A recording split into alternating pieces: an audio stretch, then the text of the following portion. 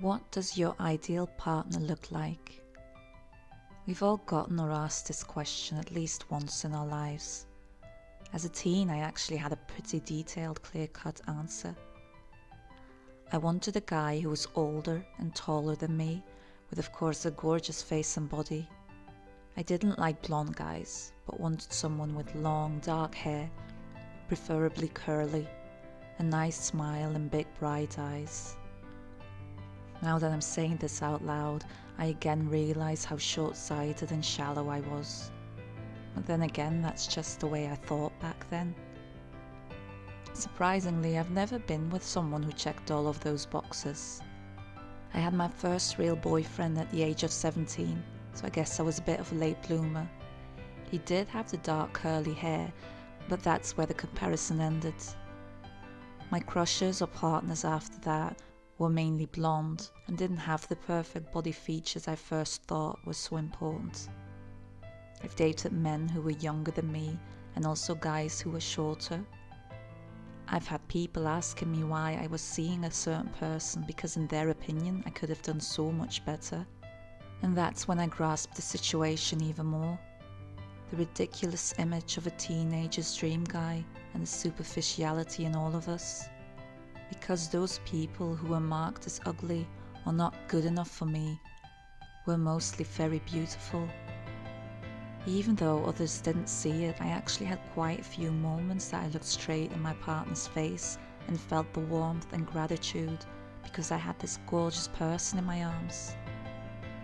On the other hand, I've also met some very good looking people who literally turned ugly in my eyes when I got to know them better. So eventually, when someone asked me what my type was, I just said I didn't have one. I find it a bit sad though, because even though I'm now convinced that any person can look beautiful in my eyes just by making me feel a certain way, I still struggle very hard to believe it works both ways. It can enrage me a lot when someone I love doesn't believe my words and diminishes himself, but I know I do exactly the same thing, and I just can't help it. I'm also convinced every human being has this problem, some maybe more than others. And yet somehow there is this belief that not everyone is entitled to speak up about their insecurities. Why would someone who got the title most beautiful person in the world be allowed to complain about their perfect body? Is that just another way to get attention or confirmation about how perfect they actually are? I honestly have to say there were times I also thought this way. I've had people in my surroundings with a size 0 who got really upset when they gained a bit of weight and had to go to a size 1. Growing up, I've always had issues with my weight and the way I saw my body. So when a situation like that happened, I got very enraged inside and took it as a slap in my face. Because how could they do that to me? This is how horrible we can be to ourselves and others. We also love comparing. We often think our problems are the worst in the world, and to some level that is true because they are our problems. But we tend to forget the world doesn't end with just us. I'm not gonna lie and claim that I stopped comparing myself to others, because of course I do. But I did decrease it to that extent that I take others' statements or issues less personal. I can now actually understand the person with the size 1 being upset after being used to looking a certain way all her life. I've also been wondering why we easily develop a crush on famous people, like actors for example. Sometimes we even believe we are truly in love. We imagine a life together and send them messages through social media to tell them how much we love them and that we want to marry them. We try to get as close as possible and sometimes go crazy or faint when we get within that close proximity. Agreed, most of them do look great, and I can imagine getting a sense of pride to show off that person holding your hand. It's just crazy thinking that people can claim to be in love just by a picture or a video they saw. I'm not judging though, I've been through the same thing and I still can't fully explain.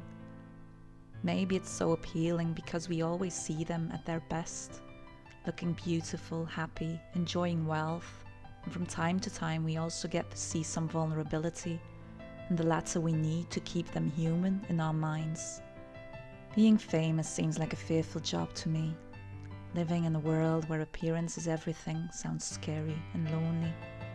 There actually was a time I wanted to become an actress as well. Being able to tell a story as someone else and giving meaning to this other persona seemed like a special thing to do.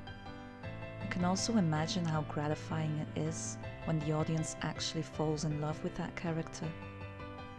But I guess it doesn't end there. Being the face of that character probably confuses a lot of people in thinking the actor is the character. They get forced to take responsibility for that and are often blamed for not meeting the expectations. Why do we put things like image, good looks, and perfect appearance on that high pedestal when all it does is give us more pressure? As an overweight child, I got called out for being ugly or for not fitting in according to the group standards.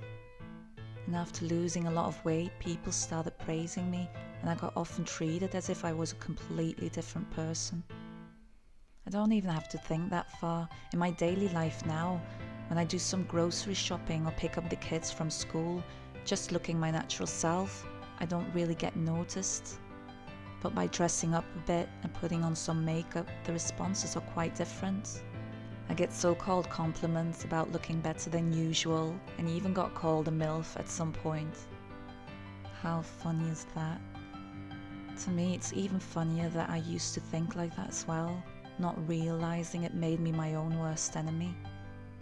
Of course, I still catch myself sometimes on having similar thoughts, especially concerning my own appearance and what others might say.